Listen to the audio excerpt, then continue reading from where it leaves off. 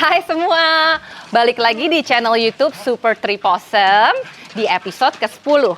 Kali ini kita akan membahas raw food, kekurangannya apa, mitosnya apa, ya, membahas lengkap. Yuk!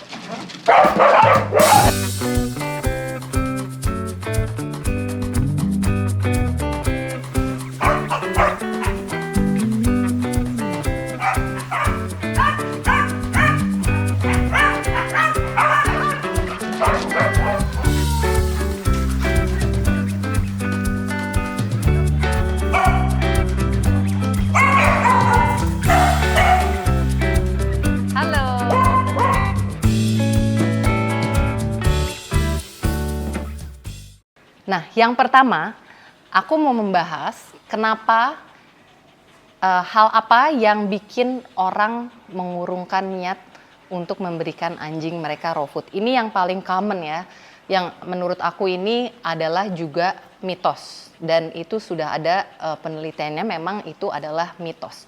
Yang pertama adalah raw food bikin anjing jadi galak dan agresif. Karena mereka mengkonsumsi darah segar. Ya, jadi gini, seharusnya raw food itu justru membuat mereka lebih kalem dan lebih bahagia. Kenapa? Karena mereka menerima nutrisi yang lengkap dan yang dapat dicerna oleh tubuhnya dengan mudah. Jadi mereka tuh lebih ngerasa kayak tenang ya. Jadi kalau misalkan kayak kita makanan yang high process itu terus diolah di dalam badan kita, itu kan kita kayak lebih gelisah, lebih anxiety. Nah, justru kalau mengkonsumsi raw food, anjing itu behaviornya lebih baik, bukan agresif atau jadi lebih galak. Nah, darah itu mempunyai nutrisi juga buat anjing dan kucing, dan itu tidak membuat mereka galak. Tidak ada kaitannya makanan dengan perilaku mereka. Kaitannya anjing agresif dan galak itu lebih ke pelatihan dan sosialisasi. Kalau memang misalkan raw food itu bikin anjing jadi agresif dan galak, kalian lihat sendiri anak-anak aku.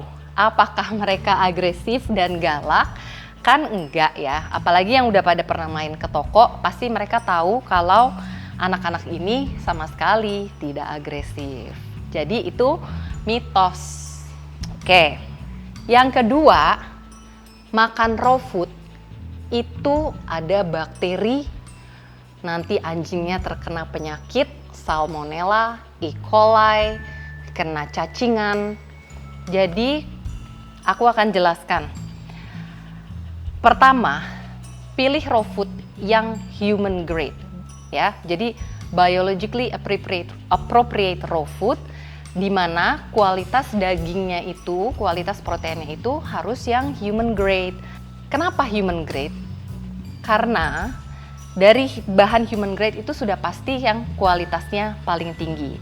Nah, kalau untuk bakteri dan parasit itu yang pertama, oke? Aku akan jelaskan dulu. Ini agak sedikit teknikal ya. Anatomi kita manusia dan anjing itu sangat berbeda. Jadi kalau dilihat dari usus kita ya, usus kita itu kan sama seperti sapi, memamah biak. Jadi pencernaannya itu lama gitu ya, dicerna dan disimpan di dalam. Kalau untuk anjing, anatominya dia satu, dari mulut aja udah beda. Mereka itu bukan grinding, mereka itu mengkoyak, mencabik, mengunyahnya begini. Kalau manusia sama sapi itu kan kita mengunyah seperti grinding. Kalau ini mereka kan begini terus cabik. Nah, jadi dari situ udah beda. Terus usus mereka itu pendek. Jadi untuk bakteri berkembang biak di tubuh mereka itu tidak akan terjadi. Lalu yang paling penting juga, pencernaan mereka ini sangat acidic ya, jadi sangat acidic di sini. Jadi kalian kebayangkan kalau serigala, singa, itu kan mereka makan di alam liar, mereka berburu gitu ya.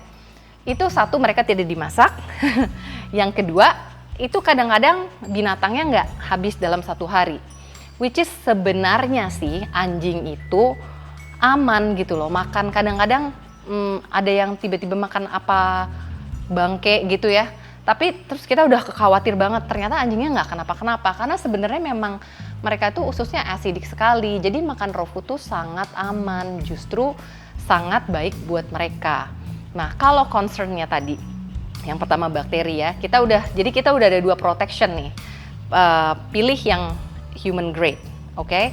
Pilih yang human grade. Lalu penanganannya itu juga ya, jadi makanya tadi kan aku bilang di episode yang sebelumnya itu aku pernah bilang, kalau makan raw food itu harus begitu kasih makan, nggak lama kemudian, maksimal deh setengah jam, maksimal banget itu 1 jam harus langsung ditarik, dibuang. Kita juga harus cuci tangan segala macem karena namanya juga itu daging mentah ya kan.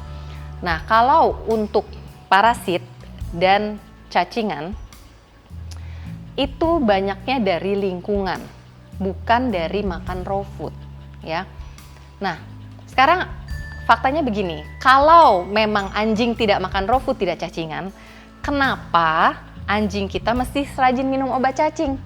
Padahal makannya bukan makan raw food, tapi semua anjing dan kucing mesti kasih obat cacing dan antiparasit. Berarti kan sebenarnya bukan dari makanan, dari lingkungan. Ya, jadi untuk cacingan, parasit dan bakteri itu balik lagi ke lingkungan. Dan kalau kita mengkonsumsi raw food yang sudah dijual, banyak juga mereka yang sudah mengandung biji-bijian di mana biji labu itu fungsinya adalah sebagai obat cacing alami gitu. Jadi kalau misalkan ini aku kasih tips buat my pack ya, tapi maksudnya ini tips dari pack kita, mau diikutin atau tidak itu pilihan masing-masing ya. Kalau aku itu memang untuk anti kutu mereka itu aku kasih Bravecto ya, tapi kalau Bravecto itu kan disaraninnya kan 3 bulan sekali. Nah, tapi karena aku memberi mereka makanan natural di mana dan mandinya juga sebulan sekali ya, jadi efeknya itu lebih lama ya. Jadi kadang-kadang aku kasih Bravecto itu bisa tahan sampai bahkan 6 bulan, 10 bulan mereka itu masih terproteksi dari kutu. Nah, kalau obat cacing, jujur aku udah nggak pernah kasih lagi karena obat cacing itu biar gimana pun kan chemical. Jadi aku benar-benar obat cacing itu aku ganti dengan biji labu pumpkin seed di mana sudah ada di Powdeli Booster 03. Nah, itu aku kasih Booster 03 itu vitamin rotasi ya. Kira-kira 3 sampai 4 hari seminggu. Itu cukup untuk proteksi cacingan mereka. Menurut aku ini bukan suatu masalah, tapi mungkin menurut orang lain yang harus bekerja, harus cepet-cepet segala macam, mikir praktis, nggak praktis kasih raw food ya kan. Karena memang di raw food itu kita harus kasih makan timbang sesuai berat badan mereka. Setelah itu benar-benar harus makan, terus kita tungguin, langsung kita angkat, kita cuci ya. Tapi sebenarnya itu biar bagaimanapun kan kebiasaan yang harus dirubah. Mungkin memang 3 hari, seminggu itu tidak praktis, tapi lama-kelamaan itu akan menjadi hal yang baik untuk kedepannya buat kita. Karena begitu kita kasih makan, mereka habis makan, terus kita cuci, semuanya bersih, itu kan rumah jadi lebih bersih, tidak ada bau makanan lagi. Seperti yang aku udah bahas di video sebelumnya, it's a big no-no untuk sediain selalu makanan setiap saat di rumah kita. Itu sangat tidak sehat buat mereka, sangat tidak sehat buat kita, sangat tidak sehat buat lingkungan, dan rumahnya juga jadi bau gitu. Jadi aman gak sih raw food buat anjing dan kucing kita? Jawabannya aman banget. Biarpun ada kekurangan atau ya kekurangannya tadi sebenarnya gak ada sih kalau buat aku. Cuman kayak untuk dari sisi praktisnya dan segala macam, dan ada mitos-mitos yang lainnya, itu mitos. Sekali lagi itu mitos. Nah, jadi kan banyak yang customer aku yang bilang nggak boleh sama fatnya. Nah, ini menurut saya ya, kapankah kita ke vet? Ketika anjing kita sakit atau sehat? Karena kalau dengan diberi makan raw food, itu in no time kesehatan mereka tuh improve, sangat improve ya. Dan ini sudah informasi yang umum ya. Kalau untuk kita membicarakan nutrisi tentang anjing kita, konsultasilah dengan pet nutritionist ya, karena pet nutritionist itu mereka lebih mempelajari lebih dalam mengenai nutrisi anjing-anjing dan kucing. Nah, kalau vet sendiri mungkin mereka beberapa bulan belajar mengenai nutrisi ya. Nah, jadi dua hal itu yang bisa menjadi pertimbangan kalau ada yang bilang kenapa raw food dilarang sama vetnya gitu.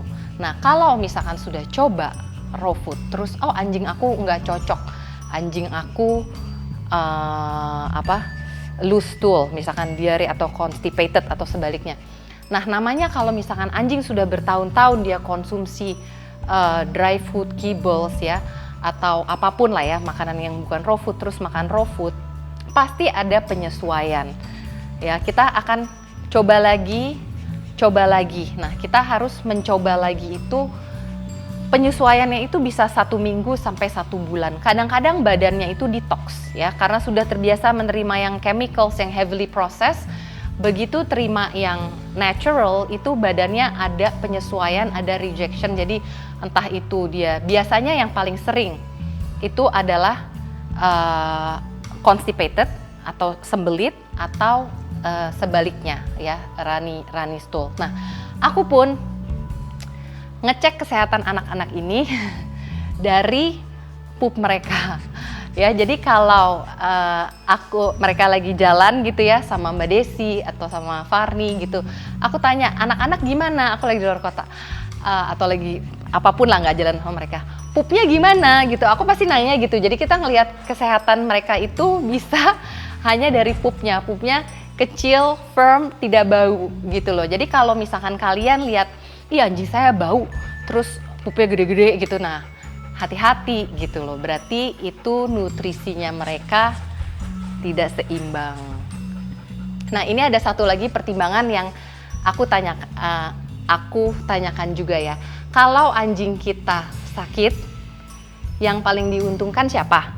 Kalau anjing kita sehat, yang paling diuntungkan siapa? Ya kan? Kalau aku mau anak-anak aku ini sehat sepanjang mungkin, selama itu memungkinkan. Jadi makanya produk yang kita buat itu memang benar-benar yang untuk orang-orang yang menganggap anjing-anjing dan kucing-kucing itu adalah anak-anak mereka, bagian dari anggota keluarga, dan benar-benar concern dengan kebutuhan gizi mereka. Nah, jadi ayo kita boleh beralih ke raw food. Ingat, pilih brand yang human grade dan lab tested, itu jadi 2 awal dulu yang terpenting, oke? Nah, along the way aku juga mau ciptain, sekarang sudah gitu ya, cuman aku akan terus melakukan research and development untuk produk ini semakin superior, di mana dari sisi nutrisi yang paling terpenting, yang kedua juga praktis gitu. Jadi kayak produk-produk kita itu bisa sih kalau misalkan kalian mau bikin sendiri, karena ini kan makanan alami ya, pasti bisa kok bikin sendiri. Di internet semua ada informasinya ya kan. Cuman aku karena anjingnya banyak, terus aku juga ada bisnis, ya sudah bikin buat anak-anak ini dan buat anjing-anjing dan kucing-kucing lain yang mau hidup lebih sehat. Jadi kita nanti ada produk-produk kering yang sekarang udah ada freeze dry, ada dehydrated. Nah, bisa diawalin dengan itu. Kalau memang belum mau makan raw food seperti di episode sebelumnya, kasih sedikit-sedikit kayak sayur, buah, berries gitu ya. Kasih sedikit-sedikit snack, treats atau topper di makanannya yang sehat dan natural. Nah, aku tuh nggak bosen-bosen karena ini keseharian aku ngebahas tentang gizi mereka dan welfare mereka. Karena kalau aku lagi di toko pun pasti akan ada orang yang tanya, aku selalu jawab. Maafin ya kalau misalkan aku kadang-kadang di DM tuh aku jawabnya kayak ada yang aku jawab, ada yang enggak gitu. Nah, boleh kira-kira ditulis di kolom komentar ya, apa sih yang mau kalian tanya? Hello sayang. Ya ini, Tuan Raja dulu ya, Tuan Muda. Mau nggak Tuan Muda? Ini kelinci, Tuan Muda nggak suka kelinci. Oh lalalalalalala. Tunggu, ini kecil. Nah, jadi apapun mengenai animal welfare, anjing dan kucing, kesejahteraan mereka, makanan segala macam itu boleh tanya di kolom komentar atau kalau ada saran dan sebagainya boleh silakan. Jadi nanti kita akan bikin konten-konten lain. Mau nggak? Nggak mau. Kita akan bikin dan kita akan bahas di episode-episode selanjutnya. Oke? Thank you for watching. Jangan lupa like and subscribe.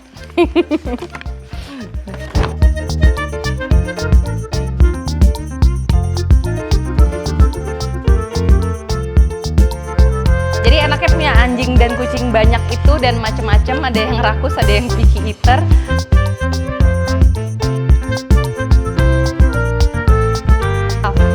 Baba, pusing.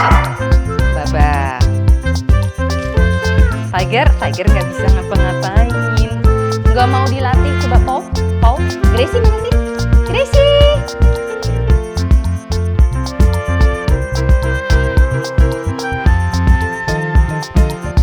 Warren, catch! Trooper, catch!